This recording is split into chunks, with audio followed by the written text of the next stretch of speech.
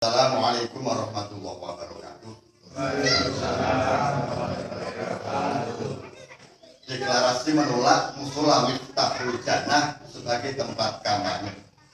Kami Takmir Musola Miftahul Jannah dengan ini menyatakan menolak Musola Miftahul Jannah digunakan untuk kampanye dengan tujuan menjaga Musola Miftahul Jannah sebagai tempat ibadah agar lepas dari segala kepentingan politik praktis.